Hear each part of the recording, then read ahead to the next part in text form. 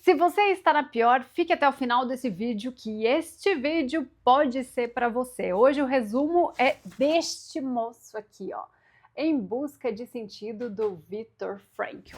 Primeiro, esse livro foi escrito na década de 80, mas parece que ele foi escrito ontem, porque ele é muito atual, né? Com temáticas muito atuais. Bom, o Viktor Frankl trata de busca de sentido. Este foi um livro que me ajudou demais quando eu estava na pior, e acredito que seja de grande valia compartilhar ele com vocês aqui junto com as minhas gatas.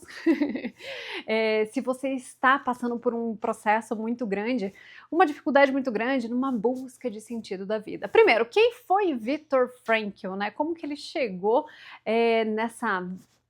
na construção da logoterapia, que foi o resultado desses livros aqui, do estudo dele? Bom, primeiro, o Viktor Frankl foi um sobrevivente do Holocausto, então ele passou 3 anos num grande inferno, né?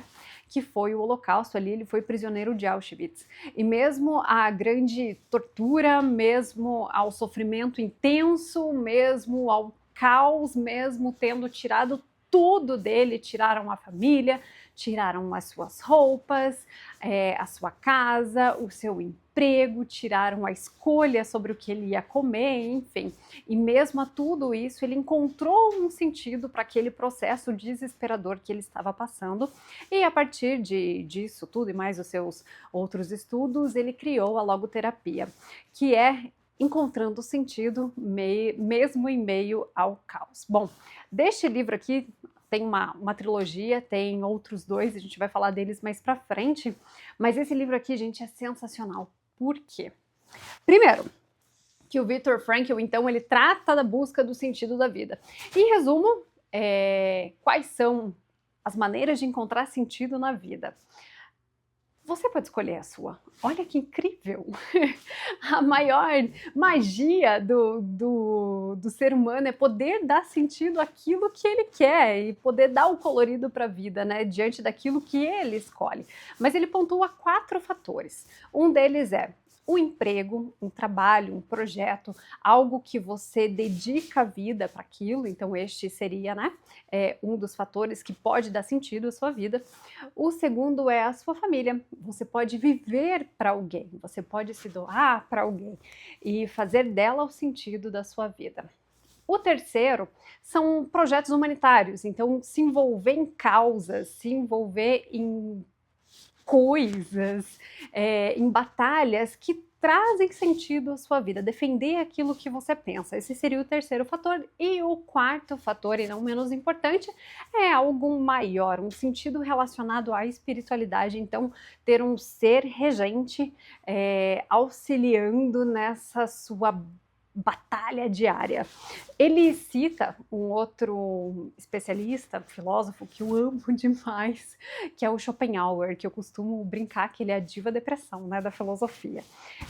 E o Schopenhauer tem um conceito muito bacana, que o ser humano está sempre oscilando. Então imagine um pêndulo, sabe aquele pêndulo de bolinhas? Que uma bolinha bate na outra e elas vão tuc-tuc-tuc, batendo uma na outra e oscilando de um lado para o outro, né?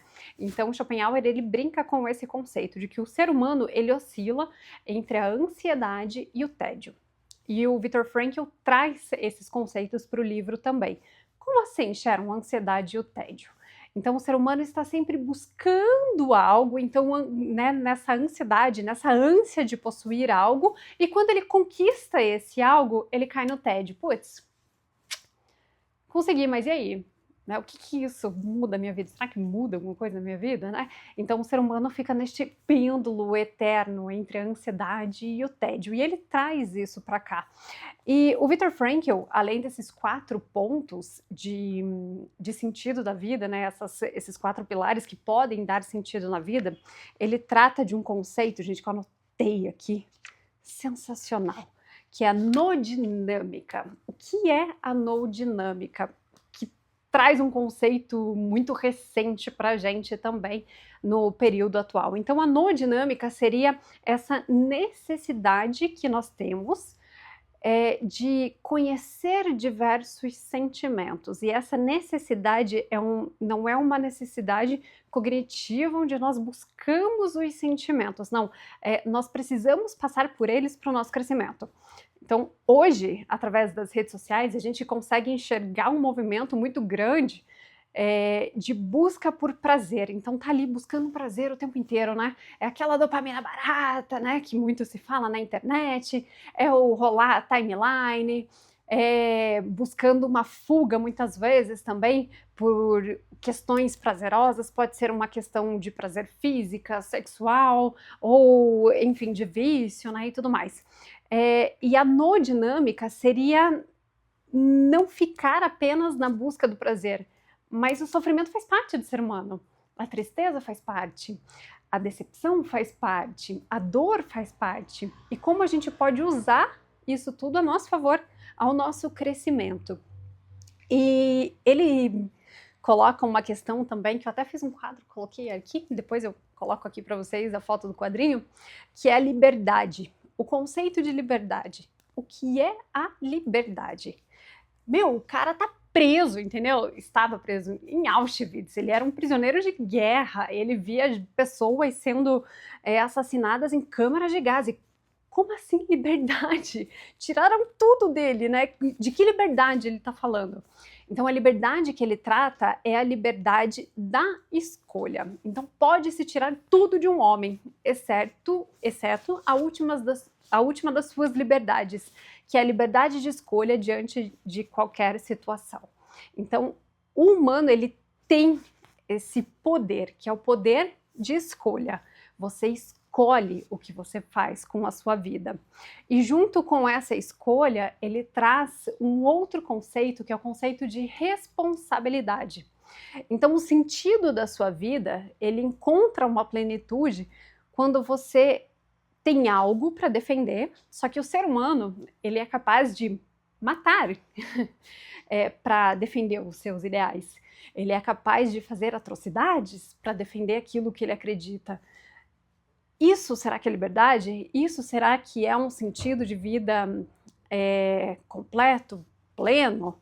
Não. Então, a liberdade de escolha seria a parte ruim. E a responsabilidade seria este complemento que traz, então, ao ser humano um sentido de vida genuíno e pleno. A liberdade de escolha associado à sua responsabilidade. Onde vai dar tudo isso? Quais são as consequências das suas escolhas? Onde elas impactam? Porque você tem responsabilidade sobre aquilo que você causa. E este é o primeiro livro dessa trilogia maravilhosa. Logo mais postarei os outros dois aqui, que é A Presença Ignorada de Deus, que é o terceiro, comecei de cima para baixo já, que é o terceiro, e o segundo é Encontrando a Felicidade, se eu não me engano, mas ele tá aqui, enfim. Eu sou Sharon Mendes, neurobióloga, obrigada por ter ficado até o final desse vídeo e comenta se você curtiu esse conteúdo e se você concorda ou não concorda com os conceitos de Viktor Frankl. Obrigada, até a próxima!